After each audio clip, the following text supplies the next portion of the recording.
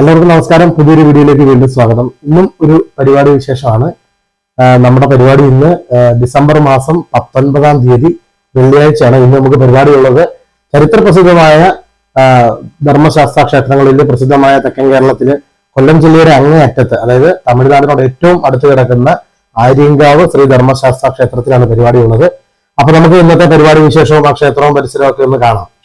ഉച്ചയ്ക്ക് 2 മണിയോട് കൂടിയാണ് ഞാൻ കിളിമാനൂരിൽ നിന്ന് ബസ്സിൽ കയറിയത്. നമുക്ക് ആര്യങ്കാവിലേക്ക് പോകാൻ ഏറ്റവും എളുപ്പം കിളിമാനൂരിൽ നിന്ന് നേരെ പുനലൂർ ബസ് കയറുക. പുനലൂർ ബസ് സ്റ്റാൻഡിൽ നിന്ന് എപ്പോഴും ആര്യങ്കാവ് തെങ്കാശി ബസ്സിൽ കയറി കഴിഞ്ഞാൽ ആര്യങ്കാവ് ഇറങ്ങാൻ പറ്റും. തെങ്കാശി ബസ് എപ്പോഴും ഉണ്ടാവും. അങ്ങനെ ഒരുപാട് നേരത്തെ കാത്തിരിപ്പിനുള്ളിൽ എനിക്ക് ഏറ്റവും ബാക്കിൽ ഒരു സീറ്റ് കിട്ടി. അങ്ങനെ 3 മണിയോട് അടുത്തപ്പോഴത്തേക്ക് നമ്മൾ പുനലൂർ KSRTC സ്റ്റാൻഡിൻ്റെ അടുത്തെത്തിയിരിക്കുകയാണ്. പുനലൂരിൽ നിന്ന് നമ്മുടെ തമിഴ്നാട് സർക്കാരിൻ്റെയും ബസ് തെങ്കാശിക്ക് ഉണ്ടാവും. ചോദിച്ചിട്ട് മാത്രം നമ്മൾ കയറുക. അങ്ങനെ മണ്ഡലകാലം ആയതുകൊണ്ട് പുനലൂർ ബസ് സ്റ്റാൻഡും പരിസരമൊക്കെ നല്ല തിരക്കാണ്. അയ്യപ്പ ഭക്തന്മാരുടെയൊക്കെ നല്ല തിരക്കാണ്. പമ്പ ബസ്സൊക്കെ ഒരുപാട് സ്പെഷ്യൽ സർവീസുകൾ ഉണ്ടായിരുന്നു. അങ്ങനെ നമ്മൾ നേരെ ഒരു തെങ്കാശി ബസ് കൊണ്ട് അതിൽ കയറി. ബസ്സിൽ ആളുകൾ കയറി നിറഞ്ഞാൽ മാത്രമേ ബസ് എടുക്കുകയുള്ളൂ എന്നാണ് പറഞ്ഞത്. ഇതാണ് നമ്മൾ കിളിമാനൂരിൽ നിന്ന് വന്ന ബസ്.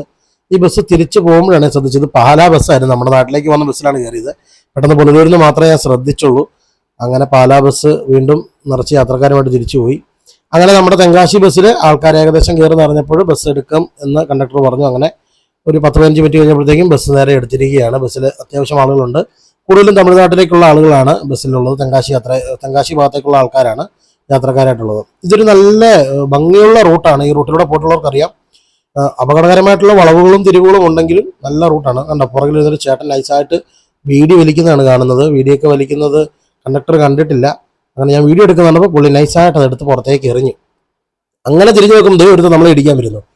തമിഴ്നാട്ടിൽ നിന്നുള്ള അയ്യപ്പ ഭക്തന്മാർ സഞ്ചരിക്കുന്നതാണ്. അവർ വളരെ മോശമായിട്ടാണ് വാഹനം ഓടിക്കുന്നത്. ഇത്രയും വലിയ വളവും തിരിവുള്ള ഇത്രയും തിരക്കുള്ള ഈ റൂട്ടിൽ കൂടെ അവർ മത്സര ഓട്ടമാണ്, KSRTC ബസ്സൊക്കെ ആയിട്ട് മത്സര ഓട്ടമാണ് ചെയ്തുകൊണ്ടിരിക്കുന്നത്.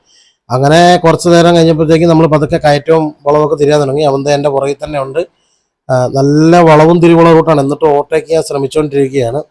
അങ്ങനെ കുറച്ചു നേരം യാത്ര ചെയ്തതിനു ശേഷം നല്ല പ്രകൃതി രമണീയമായ നല്ല ഭംഗിയുള്ള മലനിരകളും അതുപോലെ എസ്റ്റേറ്റാണ്, റബ്ബർ എസ്റ്റേറ്റാണ്. ആദ്യം കുറച്ച് ദൂരം എസ്റ്റേറ്റാണ്. അത് കഴിഞ്ഞ് മാത്രമാണ് ഫോറസ്റ്റിലേക്ക് കയറുന്നത്. എന്തായാലും ഈ റബ്ബർ എസ്റ്റേറ്റിലുള്ള ഭാഗത്തൂടെ തന്നെ യാത്ര ചെയ്യുമ്പോൾ നല്ല തണുപ്പാണ്. കാരണം നമ്മൾ ഈ സിറ്റിയിൽ നിന്നൊക്കെ ടൗണിൽ നിന്നൊക്കെ നമ്മൾ ഈ ചൂട് സമയത്തൊക്കെ നമ്മൾ ഉച്ചയ്ക്കൊക്കെ കയറിക്കഴിഞ്ഞ് പെട്ടെന്ന് ഈ കാട്ടിലേക്ക് വാഹനം ഓടി കയറുമ്പോൾ നല്ലൊരു തണുപ്പ് നമുക്ക് ഫീൽ ചെയ്യുന്നുണ്ട്. അങ്ങനെ പതുക്കെ വീണ്ടും വണ്ടി മുമ്പോട്ട് തന്നെ പോയിക്കൊണ്ടിരിക്കുകയാണ്. നല്ല കാടും അതുപോലെ തന്നെ പുഴയും ഒക്കെ ആയിട്ടുള്ള നല്ല അടിപൊളിയായിട്ടുള്ള കാഴ്ചകൾ തന്നെയാണ് ഈ റൂട്ടിൽ. തെന്മല ഡാമിൽ നിന്നുള്ള വെള്ളമാണ് ഈ വരുന്നത്. തെന്മല ഡാമും അതുപോലെ തന്നെ Thenmala eco tourism, Thenmala adventure park, അതൊക്കെ ഈ റൂട്ടിൽ തന്നെയാണ് ഉള്ളത്. എന്തായാലും വളരെ മനോഹരമായിട്ടുള്ള റൂട്ട് തന്നെയാണ്. ചെങ്കോട്ടയ്ക്ക് പോവുക അല്ലെങ്കിൽ തെങ്കാശിക്ക് പോകുമ്പോൾ ഏറ്റവും കൂടുതൽ ആളുകൾ ആശ്രയിക്കുന്ന ഒരു റൂട്ട് തന്നെയാണിത്. വഴിയൊക്കെ നല്ല വഴിയാണ്, പക്ഷേ കൊടും ഭീകരമായിട്ടുള്ള വളവും തിരിവുമാണെന്ന് മാത്രമേ ഉള്ളൂ. ബസ്സിലിരിക്കുമ്പോൾ നമ്മുടെ ബാഗ് എപ്പോഴും നമ്മളൊരു കയ്യിലിങ്ങനെ പിടിച്ചുകൊണ്ടിരിക്കണം. അതുകൊണ്ടാണ് ഞാൻ വിൻഡോ സീറ്റിൽ ഇരിക്കാത്തത്. ബാഗ് വളവൊക്കെ തിരിയുമ്പോൾ അല്ലെങ്കിൽ ബസ്സിൽ നിന്ന് ഇത് തെറിച്ച് താഴേക്ക് വീഴും. അങ്ങനെ വീണ് കഴിഞ്ഞ് കഴിഞ്ഞാൽ നിലത്ത് വീണ് കഴിഞ്ഞാൽ നമ്മുടെ കിരീടം അതുപോലെയുള്ള സാധനങ്ങളൊക്കെ ബാഗിനകത്തുള്ളതാണ്. അപ്പോൾ അതിന് എന്തെങ്കിലുമൊക്കെ കേടുപാടുകൾ സംഭവിക്കാതിരിക്കാൻ ഒരു കൈ ബാഗിൽ പിടിച്ചിട്ടാണ് ഞാൻ ഈ സൈഡിലിരിക്കുന്നത്. ഒരുപക്ഷെ വിൻഡോ സീറ്റിലായിരുന്നെങ്കിൽ കുറച്ചും കൂടി നല്ല രീതിയിൽ ഈ കാഴ്ചകളൊക്കെ ഒന്നും കൂടി പകർത്തിയെടുക്കാൻ സാധിക്കുമായിരുന്നു. മണ്ഡലകാലമായതുകൊണ്ട് തന്നെ ചെറിയ ചായക്കടകളും അതുപോലെ തന്നെയുള്ള ഹോട്ടലുകളൊക്കെ പരിസരങ്ങളിലും റോഡിൻ്റെ സൈഡിലൊക്കെ സജീവമായിട്ടുണ്ട്. ഇതാണ് തെന്മല ഡാമിൻ്റെ കവാടം. കല്ലട ഇറിഗേഷൻ പ്രൊജക്റ്റ് തെന്മല എന്നാണ് അവിടെ എഴുതി വെച്ചിരിക്കുന്നത്. എനിക്ക് തോന്നുന്നു ഏതാണ്ട് വൈകുന്നേരം 5 മണി വരെ അവിടെ പ്രവേശനമുള്ളൂ. ഒരിക്കൽ ഞാൻ പോയപ്പോൾ 5 മണി ആകാറായപ്പോൾ എന്നെ ഉള്ളിലേക്ക് കയറ്റി വിട്ടില്ല. അങ്ങനെ നമ്മൾ ഏകദേശം ഒരു 4 മണിയോട് അടുത്തിരിക്കുകയാണ്.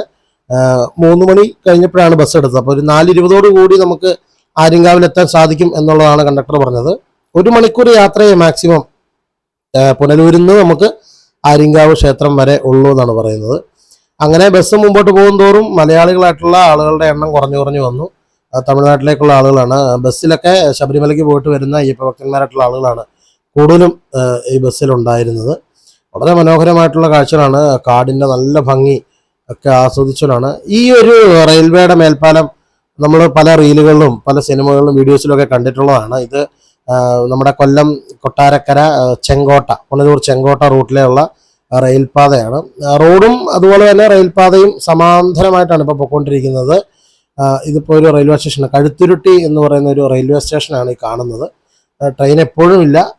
അങ്ങനെ എന്തായാലും 1 മണിക്കൂർ കഴിഞ്ഞ് നമ്മൾ ആര്യങ്കാവ് ക്ഷേത്രത്തിൻ്റെ അടുത്തെത്തിയിരിക്കുകയാണ്. അങ്ങനെ ഇറങ്ങാൻ വേണ്ടിയിട്ടും ബാഗൊക്കെ ഇട്ട് നേരത്തെ റെഡിയായി നിൽക്കുകയാണ്.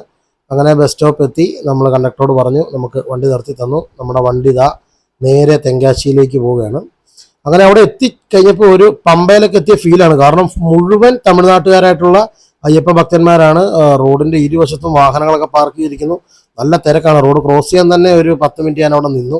അങ്ങനെ നേരെ അമ്പലത്തിലേക്ക് പോകണം. ഇത് ശാസ്താവിൻ്റെ ഒരു ശില്പം ഉണ്ടാക്കി വെച്ചിരിക്കുന്നതാണ്, ആര്യങ്കാവ് ശാസ്താവിൻ്റെ ഒരു ശില്പം. അങ്ങനെ നേരെ താഴേക്ക് സ്റ്റെപ്പ് ഇറങ്ങിയാണ് നടന്നു പോകുന്നത്. ഇരുവശത്തും കച്ചവടക്കാരൊക്കെ സജീവമായിട്ടുണ്ട്. ധാരാളം അയ്യപ്പ ഭക്തന്മാർ ഇവിടെ മലയ്ക്ക് പോകുമ്പോഴും തിരിച്ചു വരുമ്പോഴും അയ്യപ്പ ഭക്തന്മാർ ഈ ക്ഷേത്രത്തിൽ കയറും. ഇതാണ് നമ്മുടെ ക്ഷേത്രവും, ഇതാണ് നമ്മുടെ വേദി, ഇതാണ് നമ്മുടെ ക്ഷേത്രത്തിൻ്റെ പരിസരം. തമിഴ്നാട്ടിലെ ക്ഷേത്രങ്ങളോട് സാമ്യം തോന്നിക്കുന്ന രീതിയിലുള്ള രൂപകൽപ്പനയാണ് ആര്യങ്കാവ് ധർമ്മശാസ്ത്ര ക്ഷേത്രത്തിൻ്റേത്. വന്നിട്ടുള്ളവർക്കറിയാം. ഇതാണ് നോട്ടീസ്. ആദ്യം പോയി നമ്മൾ നോട്ടീസ് വാങ്ങിച്ചു. നോട്ടീസിൽ നമ്മുടെ സമയവും നമ്മുടെ ഫോട്ടോയും പേരും ഒക്കെ വെച്ചിരിക്കുന്നതാണ് കാണുന്നത്. ഏതാണ്ട് 6:30-ക്കാണ് നമ്മുടെ പരിപാടി വെച്ചിരിക്കുന്നത്. അങ്ങനെ സമയം ധാരാളം ഉള്ളതുകൊണ്ട് എൻ്റെ കൂടെ വന്നിരിക്കുന്ന ആളുകളുമായിട്ട് ഞാൻ നേരെ ഒരു ചായ കുടിക്കാൻ പോയി. ഇന്ന് മൃദംഗം കലാമണ്ഡലം വിനോദ് കുമാർ ആചാരി എന്ന ചേട്ടനാണ്. പിന്നെ വായ്പാട്ട് കഴിഞ്ഞ ദിവസം നമ്മുടെ വീഡിയോയിൽ കണ്ട യശ്വന്ത് തന്നെയാണുള്ളത്. അങ്ങനെ ക്ഷേത്രത്തിൽ ഒന്ന് തൊഴുതു. അതിനുശേഷം നമ്മൾ നേരെ മേക്കപ്പ് ചെയ്യാനുള്ള സ്ഥലത്തേക്ക് എത്തി. നമ്മുടെ മേക്കപ്പ് ബോക്സ് ഒക്കെ എടുത്തു വെച്ചു. നേരെ നമ്മുടെ പരിപാടിയിലേക്ക് കിടന്നു. നമ്മളെ ഭാഗം ക്ലിയർ ആക്കുക എന്നുള്ളതാണ് ആദ്യം ചെയ്യേണ്ടത്. പിന്നെ നമ്മുടെ പരിപാടിക്ക് ശേഷമുള്ള പരിപാടിക്കാർ നമ്മുടെ സ്റ്റേജിൽ മറ്റ് തടസ്സങ്ങൾ ഉണ്ടാക്കി വെക്കാതിരിക്കാൻ നമ്മൾ പ്രത്യേകം ശ്രദ്ധിക്കണം. ഇത് കഴിഞ്ഞിട്ടൊരു ഫ്യൂഷൻ പ്രോഗ്രാമാണ്. അപ്പം നമുക്ക് കളിക്കാനുള്ള സ്പേസ് ഇട്ടിട്ട് ബാക്കി എൻ്റെ ബാക്കിലേക്ക് എന്തെങ്കിലുമൊക്കെ അവർക്ക് സെറ്റ് വർക്കോ അങ്ങനെ എന്തെങ്കിലുമൊക്കെ ചെയ്യണം എന്നുണ്ടെങ്കിൽ അത് ചെയ്യാം. നമ്മുടെ ആ ഒരു സ്പേസ് നമ്മൾ എന്ന് പറഞ്ഞു കൊടുക്കണം. അത് നമ്മുടെ ഒരു ആവശ്യമാണ്. അങ്ങനെ ഞാൻ മേക്കപ്പ് ചെയ്തിരിക്കുമ്പോൾ പഴയ ഒരു സുഹൃത്തിനെ കണ്ടു. അദ്ദേഹത്തിനെ കൈവക്കി കാണിച്ചാണത്. അങ്ങനെ മേക്കപ്പൊക്കെ കഴിഞ്ഞു. നേരെ പതുക്കെ വേഷം കെട്ടാനായിട്ടുള്ള തയ്യാറെടുപ്പിലാണ്. ദീപാരാധന 6 മണിക്കാണ് ഈ ക്ഷേത്രത്തിൽ. ദീപാരാധനയ്ക്ക് ശേഷം പരിപാടി തുടങ്ങാമെന്നാണ് കമ്മിറ്റിയിൽ നിന്ന് ലഭിച്ച നിർദ്ദേശം. അപ്പോൾ അതുകൊണ്ട് നമ്മൾ ഏകദേശം ഒരു 6 മണിയോട് കൂടി തന്നെ റെഡിയായി നിൽക്കാം എന്നുള്ള രീതിയിലാണ് വേഷം കിട്ടുന്നത്. അങ്ങനെ വേഷം പകുതിയായിട്ട് കുറച്ചായിട്ടാണ് നമ്മൾ കിട്ടുന്നത്. ലൈറ്റ് സൗണ്ടും ഒക്കെ ഉള്ളൊരു റൂമിലാണ് നമ്മൾ ഇരിക്കുന്നത്. അങ്ങനെ സമയം വൈകിയപ്പോഴത്തേക്കും ക്ഷേത്രവും പരിസരവും ഒക്കെ നല്ല ദീപാലങ്കാരത്താൽ ചുറ്റപ്പെട്ടിരിക്കുകയാണ്. അങ്ങനെ നമ്മൾ വേഷമൊക്കെ കെട്ടി നേരെ വേദിയിലേക്ക് കയറുകയാണ്. ഹെഡ് മൈക്കാണ് വെച്ചിരിക്കുന്നത്, കുറച്ചും കൂടി നല്ല രീതിയിൽ നമ്മുടെ വോയിസ് ക്യാച്ച് ചെയ്യാൻ വേണ്ടിയിട്ട്. അങ്ങനെ വേദി കയറി നമ്മുടെ മൃദംഗം പാട്ടൊക്കെ മൈക്കൊക്കെ ചെക്ക് ചെയ്ത് നേരെ നമ്മൾ പരിപാടി നല്ല ഗംഭീരമായിട്ട് അവതരിപ്പിച്ചു.